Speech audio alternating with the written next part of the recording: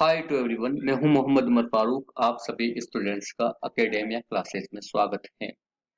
आज के इस सेशन में हम मौर्यतल काल से संबंधित प्रश्नों को हल करेंगे। तो आइए बगैर किसी देरी के फर्स्ट क्वेश्चन की ओर बढ़ते हैं। फर्स्ट क्वेश्चन, तक्षशिला विश्वविद्यालय किन दो नदियों के बीच स्थित है या थी? तक्षशिला विश्वविद्यालय सिंधु तथा झेलम नदियों के बीच स्थित है। तक्षशिला तक्षशिला कहाँ पे स्थित है? पाकिस्तान। आपको याद है कि तक्षशिला से कौटिल्य कौटिल्य जिन्होंने अर्थशास्त्र की रचना की थी, उनका संबंध है, यानी कि कौटिल्य का निवास स्थान तक्षशिला है। कौटिल्य चंद्रगुप्त मौर्य के राजमहल में या साम्राज्य में प्रधानमंत्री के पद पर थे। ओके, नेक्स्ट क्वेश्चन, जूनागढ़ शिलालेख किस भाषा का पहला शिलालेख माना जाता है? जूनागढ़ शिलालेख संस्कृत भाषा का पहला शिलालेख माना जाता है। ओके, अष्टअध्यायी की किसकी रचना है? अष्टाध्यायी किसकी रचना है? वो है पाणिनि की अष्टाध्यायी रचना है। ओके, नेक्स्ट क्वेश्चन, अमरावती कला विद्यालय किस क्षेत्र में सातवाहनों के संरक्षण में विकसित हुई थी? वही थी आंध्र में, यानी कि आंध्र के क्षेत्र में सातवाहनों के द्वारा जो कला स्थापित हुई उसे हम अमरावती कला के नाम से जानते हैं। ओके, गांधार कला शैली के अंतर्गत किसके जीवन की तरह मूर्तियां बनाई जाती थी? यानी कि गांधार, हमारे यहाँ पे दो तरह की कला सामने आई थी, एक थी गांधार कला और दूसरी थी मथुरा कला। तो गांधार कला शैली में बुद्ध की मूर्तियां बनाई जाती थी, यानी महात्मा बुद्ध की मूर्ति बनाई जाती थी। ओके, और मथुरा कला शैली में किसकी बनाई जाती थी? जैन धर्म के महावीर की मूर्तियां बनाई जाती थी। तो यहाँ पे आंसर होगा किसकी बनाई जाती थी? बुद्ध की। ओके, नेक्स्ट क्वेश्चन, मथुरा कला विद्यालय की आकृतियां किसकी बनी होती थी? वो बनी होती थी धब्बेदार लाल पत्थर की आकृतियां बनी होती थी। ओके, नेक्स्ट क्वेश्चन, योग दर्शन के प्रतिपादक कौन थे? योग दर्शन के प्रतिपादक पतंजलि थे। ओके, पूर्व गुप्त काल में लोहा, सोना, टिन एवं चांदी में से कौन सी वस्तु निर्यात की सामग्री नहीं थी? वो थी टिन। सॉरी, यहाँ पे चिन लिख दिया गया है, इसलिए आप लिख ले टिन, यानी कि टिन को निर्यात नहीं किया जाता था। ओके, प्रथम व्याकरणविद कौन थे? वो थे पाणिनि, यानी प्रथम संस्कृत के व्याकरणविद थे। किसके थे? संस्कृत के प्रथम व्याकरणविद पाणिनि थे, जिन्होंने अष्टाध्यायी की रचना की। किसकी रचना की? अष्टाध्यायी की। ओके, गांधार कला किन दो कलाओं का संयोजन है? वो है हिंद और यूनानी का। हिंद और यूनानी के मिलने से गांधार कला का जन्म होता है। ओके, नेक्स्ट क्वेश्चन, भारतीय कला का वो कौन सा स्कूल है जो ग्रेको रोमन बौद्ध आर्ट के नाम से भी जाना जाता है? वह गांधार गांधार को इस नाम से जाना जाता है। ओके, सलवार, कुर्ता, टोपी आदि जैसे सिले हुए कपड़े किसके द्वारा लाए गए थे? वो लाए गए थे कुषाणों के द्वारा, शकों के द्वारा और पार्थियंस के द्वारा। ओके, सातवाहन साम्राज्य के संस्थापक कौन थे? सातवाहन साम्राज्य के संस्थापक सिमुक थे। अगर आंसर आता है तो आप सिमुक को चूज कर सकते हैं, यानी कि सातवाहन साम्राज्य के संस्थापक सिमुक थे। ओके, सही सुमेलित है। महाकाल मंदिर यह है उज्जैन में। महाकाल मंदिर कहाँ पे है? उज्जैन में। श्रृंगेरी मठ कहाँ पे स्थित है? ये है श्रृंगेरी मठ है चिकमंगलूर में। ओके, सूर्य मंदिर कोणार्क में। जैन मंदिर खजुराहो में।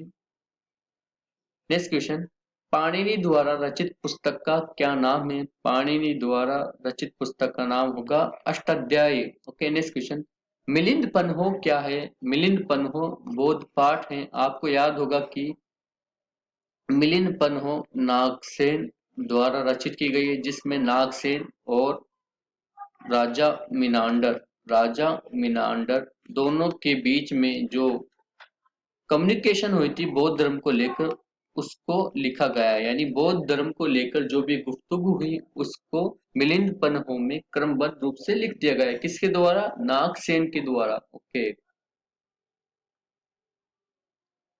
चरक किसके राज चिकित्सक थे? वो थे कनिष्क के। चरक कनिष्क के राज चिकित्सक। इसके अलावा कनिष्क के संबंध में आप कुछ इंपॉर्टेंट फैक्ट भी याद रख ले, जैसे बौद्ध धर्म का संरक्षण कुशा कनिष्क शासक था। उसके शासन काल में कश्मीर के कुंडल वन, कौन सा वन? कुंडल वन में चतुर्थ बौद्ध समिति का आयोजन किया गया था, यानी कि चतुर्थ बौद्ध समिति का आयोजन कनिष्क के टाइम पीरियड में हुआ था, तथा इसके अध्यक्ष कौन थे बौद्ध समिति के? वसुमित्र इसके अध्यक्ष थे, तथा इसके उपाध्यक्ष कौन थे? वो थे अश्वघोष। अध्यक्ष वसुमित्र और उपाध्यक्ष अश्वघोष थे। इस वक्त ही बौद्ध धर्म के दो टुकड़े हो गए थे। यह बौद्ध धर्म दो उपसंप्रदाय में विभाजित हो गया था। पहला था हीनयान और दूसरा था महायान। हीनयान और Mahayana. Okay, next question. Kushan काल में भारतीय और ग्रीक ग्रीक शैली के मिश्रण से विकसित कला विद्यालय को किस नाम से जाना जाता है? वह गांधार कला के नाम से जानते हैं। कुषाण काल में भारतीय और ग्रीक शैली के मिश्रण से जो कला वजूद में आती है उसको हम गांधार कला के नाम से जानते हैं। ओके, कौन सी कला ग्रीक को बौद्ध कला के नाम से भी जानी जाती है? वो जानी जाती है गांधार कला। Okay, next question. कुषाण वंश के प्रसिद्ध राजा का नाम बताइए। कुषाण वंश के प्रसिद्ध राजा का नाम है कनिष्क। कनिष्क के वक्त में ही बौद्ध धर्म के दो टुकड़े हुए थे। वो हुए थे हीनयान, यानी कि बौद्ध धर्म विभाजित हो गया था हीनयान और महायान में। ओके, कनिष्क किस वर्ष राज सिंहासन पर बैठे? वो बैठे थे 78 ईस्वी में। 78 ईस्वी में, यानी कि 78 ईस्वी में। ओके, शक संवत किसने और कब शुरू किया था? ये किया था कनिष्क ने। और कब किया था? 78 ईस्वी में। 78 ईस्वी में। ओके, बौद्ध धर्म का संरक्षण कुषाण शासक कौन थे? वो थे कनिष्क, यानी कि कनिष्क ने बौद्ध धर्म को संरक्षण प्रदान किया था। ओके, सही सुमेलित है। कविराज मार्ग इसने लिखित अमोघ वर्ष। आदि पुराण जिनसेन, यानी कवि राजमार्ग किसने की? अमोघ वर्ष ने। आदि पुराण किसने लिखा? जिनसेन ने। और गणित सारासमुग्र ये किसने लिखी? महावीरचार्य ने। ये अमोघ विरथी ये सक्तायन ने। ये पुस्तक है और ये इनके राइटर्स है अमोघ वर्ष, जिनसेन, महावीरचार्य, सक्तायन। Next question. सही सुमेलित है। विक्रम संवत कब से शुरू होता है? ये शुरू होता है 57 ईसा पूर्व में, यानी 57 ईसा पूर्व में विक्रम संवत शुरू होता है। शक संवत कब से शुरू होता है? ये होता है 78 ईस्वी में। 78 ईस्वी में। और कलचुरी संवत कब शुरू होता है? ये होता है 248 ईस्वी में। और गुप्त संवत कब शुरू होता है? 320 ईस्वी में। कला की गांधार शैली किसके शासन काल में पनपी थी? वो पनपी थी कनिष्क के शासन काल में। Okay, next question. प्राचीन काल में निम्नलिखित में से कौन कलिंग का एक महान शासक था? वो था खारवेल। खारवेल कलिंग का महान शासक था। कलिंग का युद्ध का वर्णन किस शिलालेख में मिलता है? वो मिलता है 13वें शिलालेख में। 13वें शिलालेख में। और कलिंग युद्ध के पश्चात ही अशोक ने अपने हृदय परिवर्तन कर लिया था। वो उसके बाद उसने तय कर लिया था कि अब अपने साम्राज्य को युद्ध की नीति से नहीं बढ़ाना है। ओके, राजा खारवेल किस चेदी वंश के महानतम शासक थे? वो थे कलिंग थे। कलिंग कहाँ पे स्थित है? उड़ीसा। कलिंग की राजधानी क्या है?